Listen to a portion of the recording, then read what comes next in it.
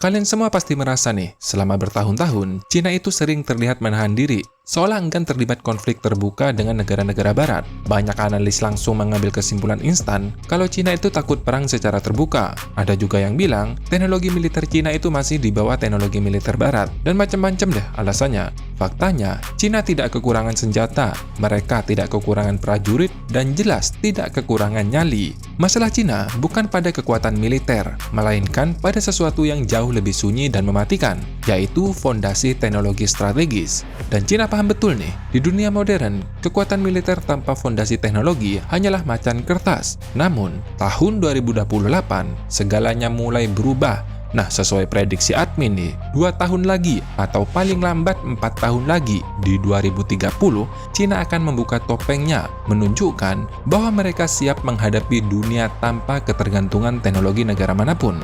Dan di sini kalian bisa menebak nih, konflik-konflik yang selama ini tertahan, seperti Taiwan, Laut Cina Selatan, dan negara-negara sekutu barat yang ada di Asia Pasifik, di tahun itu mereka akan mendapatkan tekanan yang benar-benar serius dari Cina. Pertanyaannya, apa yang sebenarnya menahan Cina selama ini? Dan apa nih yang telah dicapai Cina sehingga dalam waktu dekat tak ada lagi satu negara pun di dunia yang dapat membendung kekuatan Cina, baik militer maupun ekonomi. Sekali lagi ya, baik militer maupun ekonomi. Nah, penasaran kan informasinya? Tanpa banyak basa-basi, yuk kita cari infonya bareng-bareng.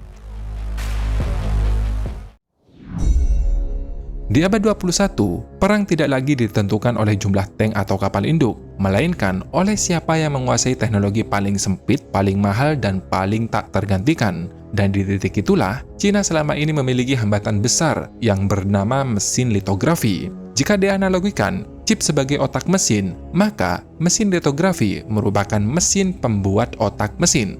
Keterbatasan Cina dalam menguasai mesin litografi canggih, terutama UV, membuat Beijing selama ini terlihat menahan diri, khususnya dalam konflik besar yang berpotensi memicu sanksi teknologi total dari Barat.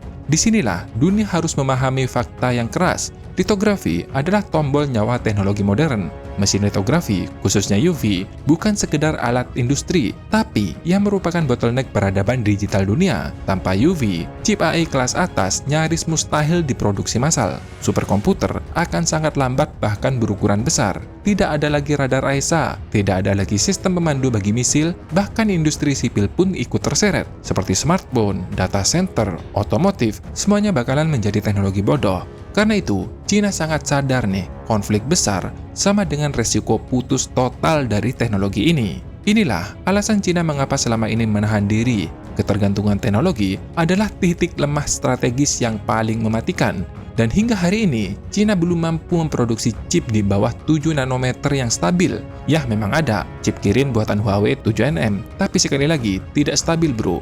Mereka masih bergantung pada mesin milik ASML, software edar barat, dan sekaligus sistem optik yang presisi tinggi dari Carl Zeiss. Artinya jelas, konflik besar berarti potensi embargo total, dan embargo total berarti teknologi lumpuh. Negara sebesar Cina tidak akan melakukan hal konyol hanya demi emosi geopolitik sesaat. Bukti nyata terlihat jelas nih dari cara Cina merespon sanksi Amerika Serikat saat Amerika Serikat memblokir ekspor UV dan sekaligus melarang chip artificial intelligence Nvidia dan menekan Belanda serta Jepang. Cina tidak membalas dengan perang, tapi yang mereka lakukan justru sebaliknya, menggelontorkan ratusan miliar US dollar untuk riset dan pengembangan sekaligus membentuk apa yang disebut dengan proyek Manhattan versi Cina. Mereka merekrut veteran ASML secara diam-diam dan mulai membangun mesin UV sendiri meskipun masih kasar. Ini adalah reaksi negara yang tahu persis bahwa mereka masih belum siap konflik total.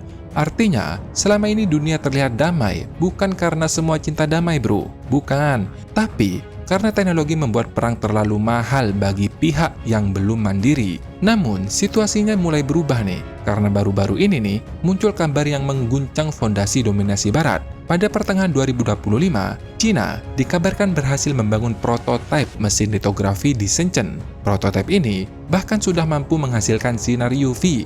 Yah, meskipun belum sanggup memproduksi chip yang benar-benar bisa berfungsi, tapi jangan salah, ini bukan kabar biasa loh. Ini adalah sinyal bahwa dinding teknologi yang selama ini dianggap tidak tembus, kini mulai retak bro. Selama puluhan tahun nih, ASML adalah satu-satunya penguasa teknologi ini. Namun, dengan kemunculan prototipe dari Cina, menandakan suatu hal yang tidak bisa dihindari. yaitu akhir monopoli Barat mulai terlihat di depan mata.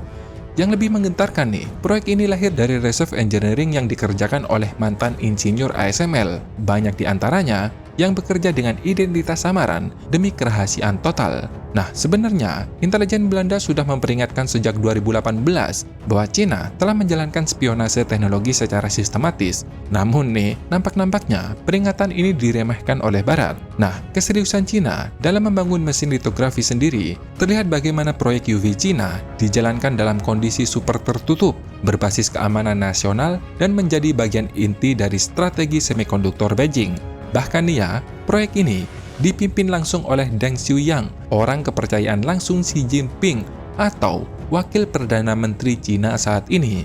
Bisa bayangkan, sekelas proyek riset itu dipegang oleh Wakil Perdana Menteri, bro. Nah, di sini nih, Huawei menjadi motor utama mengkoordinasikan ribuan insinyur dan lembaga riset, sedangkan target resminya chip berfungsi pada tahun 2028, sementara produksi mesin litografi akan dilakukan secara massal diperkirakan nih, targetnya pada tahun 2030.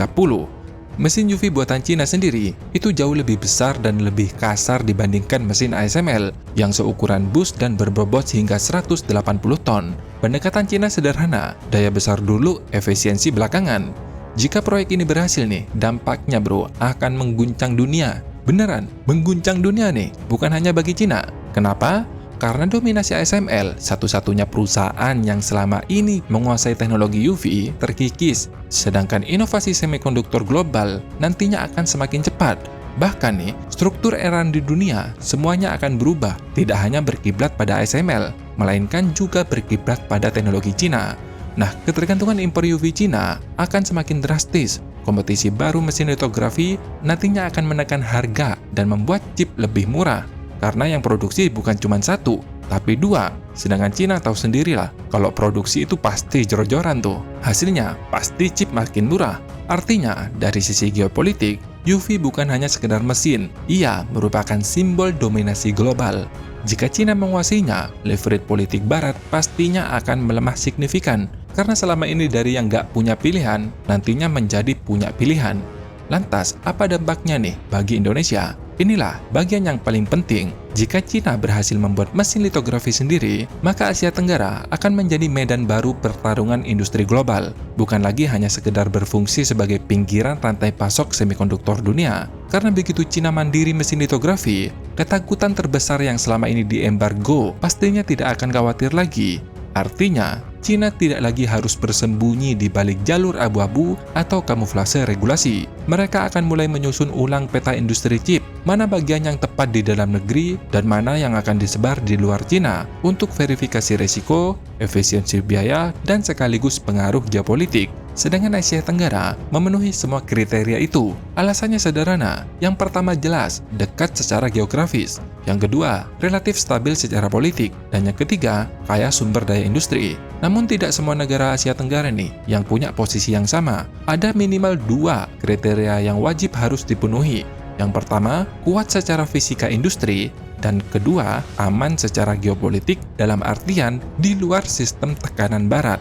Nah, selama ini nih, Malaysia menjadi best back-end chip China karena satu alasan utama, yaitu Free Trade Agreement dan hubungan dagang yang erat dengan Amerika Serikat. Status ini membuat Malaysia aman secara hukum untuk assembly dan sekaligus packaging.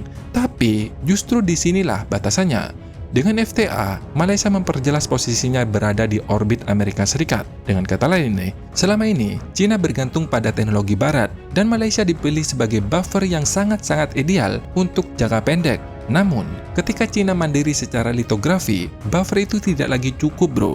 Karena Cina akan mencari mitra strategis jangka panjang untuk mendukung secara fisika industri, seperti bahan baku, energi, lokasi, lingkungan, dan sekaligus kebal atau setidaknya berani terhadap tekanan Barat khususnya Amerika Serikat. Di titik inilah, Indonesia menjadi pembeda dibandingkan negara Asia Tenggara lainnya. Alasannya bukan ideologi, tapi realitas keras terhadap industri. Indonesia memiliki kombinasi yang sangat langka loh. Nikel untuk UV dan power elektrik, tembaga untuk jaringan listrik dan data center, silika untuk kaca industri dan material semikonduktor, serta energi yang relatif murah dan stabil, baik menggunakan batu bara maupun solar panel. Ditambah status anggota penuh BRICS. Nah, ini penting. Bagi Cina, BRICS bukan hanya sekedar forum politik, tapi dunia alternatif atau sederhananya, BRICS memang dibentuk tujuannya untuk menopang ekonomi, teknologi, dan geopolitik bahkan melawan dominasi Barat. Jadi jelas, bagi Cina, Indonesia bukan hanya sekedar berpotensi nih menjadi bas industri chip Cina di luar negeri, melainkan sudah menjadi sekutu strategis. Gambarannya nih, biar jelas, kalau Amerika Serikat melihat Jepang sebagai sekutu strategis di Asia Pasifik, Cina sebenarnya memandang Indonesia dengan cara serupa bro, di Asia Tenggara. Tapi jangan senang dulu nih, di balik limpahan ekonomi ini, ada jebakan serius jika Indonesia tidak punya strategi, karena nilai tambah besar bukanlah di pabrik, melainkan di otak. Tanpa strategi, Indonesia hanya akan menyediakan bahan, lahan, dan tenaga murah, sementara seluruh IP, desain, mesin, dan standar semuanya pasti dikuasai Cina.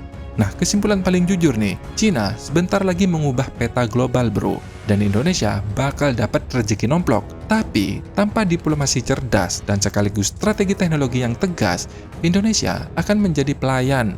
Dan pada akhirnya, nasib Indonesia tidak ditentukan oleh Cina ataupun Amerika, tetapi oleh keputusan bangsa kita sendiri. Nah, gimana nih kalau menurut kalian? Apakah Indonesia sudah siap nih untuk menerima limpahan teknologi dari Cina di tahun 2028 nanti atau setidaknya tahun 2030? Silahkan tulis pendapat kalian di kolom komentar. Terima kasih sudah menonton. Sampai jumpa di next video. Dadah!